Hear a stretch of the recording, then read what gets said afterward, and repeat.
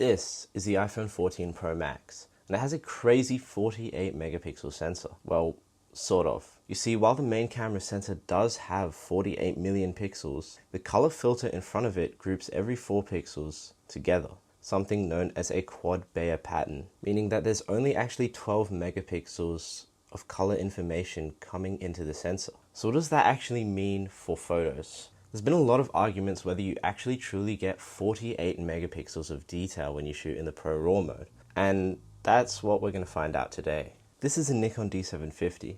This is a camera that I use for everyday photography, and it's got a 24 megapixel sensor. How is this sensor going to compare to the 48 megapixel sensor in the iPhone? And yes, there are a lot of other differences between the photos from a camera like this and a phone, but right now I'm just going to be focusing on the actual resolution and sharpness of the images.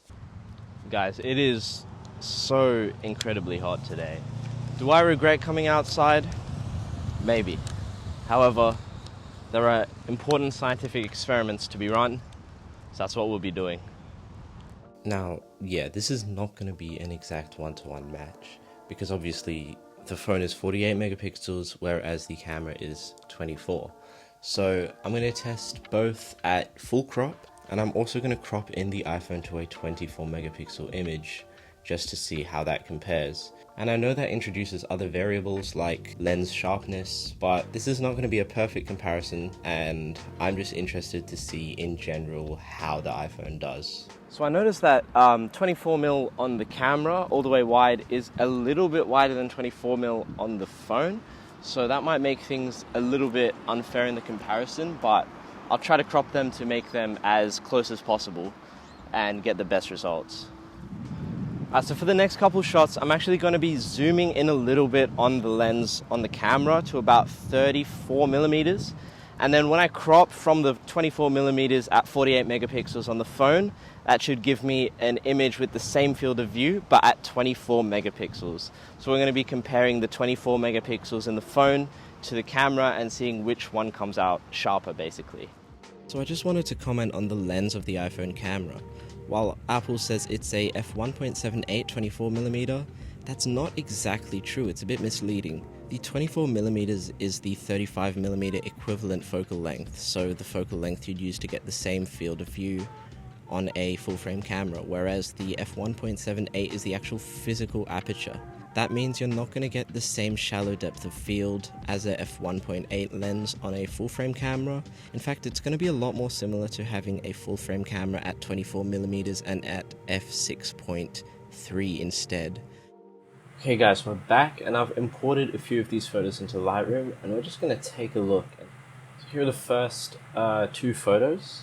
They're taken from slightly different angles. This one's got a little bit more on the left, but it shouldn't matter too much. So as you can see, the iPhone image here, 8000 by 6000, or 48 megapixels. So let's just zoom right in here up to this sign. This sign, the warning is just barely legible, and this text in both images is a little bit hard to distinguish. The camera might actually just be a tiny bit sharper, even at only 24 megapixels. So let's just zoom back out. There's another sign, another few signs over here. As you can see, again, very, very similar levels of detail here. The 8 knots is just barely legible in both of them. So very, very similar, despite the iPhone having twice as many megapixels as the camera. Here's the second picture, and as you can see, the camera, again, a little bit wider at 24 megapixels, slightly different aspect ratio. So here you've got 3:2, and the iPhone is shooting at an aspect ratio of 4:3. So a little bit different aspect ratio. But if we just zoom in, you can see again, there's not much between them. I think in this photo, the iPhone might actually be slightly sharper down here. The camera could be focused a little more back here, I think, but again, it's very, very similar. So I think over here the phone's probably just got a little more detail, a little bit less chromatic aberration too here on the lens I'm just noticing now.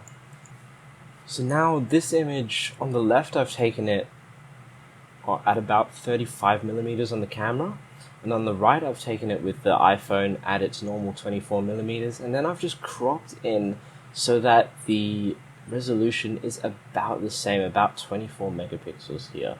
And so let's just zoom into the trees over here. Let's look at some of the foliage, and I think that the camera just has a little bit more detail here. It's just a little bit sharper, just getting a little more definition in some of these leaves. Whereas the iPhone does go a little bit soft here. Let's just scroll down here. It's interesting, if we just look on the road here, you can see that you can just make out this like disabled sign on the camera, whereas with the phone you can't really. It's just not got as much detail zoomed all the way in, but again, it's very, very close here. So this picture over here, I've just tried to focus on this boat on the left with both cameras, and so just zooming in all the way, I think we're getting a bit more detail just due to the dynamic range and the fact that the camera's a little bit better exposed here, whereas the phone has tried to underexpose.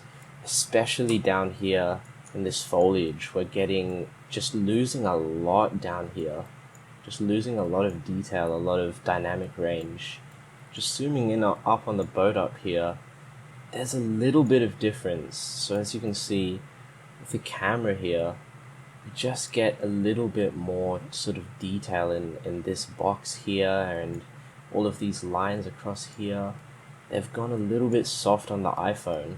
And again, that could just be the fact that it's not properly exposed, it hasn't got enough light to really give us the detail there. But yeah, we're getting just a bit more detail from the camera, despite it being less megapixels. So there you go. In real world use, the iPhone 14 Pro and 15 Pro are a lot closer to about 24 megapixels approximately, and you're not really going to get the full 48 megapixels out of this sensor, again because of the quad Bayer pattern. But I think a more important question I need to ask is, does it actually matter? So when I was shooting with the Pro RAW turned on, first of all, the file sizes of this thing are absolutely huge. You're not going to want to take that many photos with it. Second of all, there's a lot of shutter lag when you're using the Pro RAW. It's not going to be great for shooting lots and lots of photos at the same time, shooting in burst, and trying to get a quick shot when you need to. That being said, you still get tons of resolution, even if it is about 24 megapixels. That is more than enough to be able to print beautiful prints and even blow them up when you need to. But in terms of pure resolution, you're not really getting 48 megapixels. Guys, thank you so much for watching. If you enjoyed, if you found this interesting, please consider giving me a like, comment on what types of things I should do next, and subscribe if you want to see more from me in the future.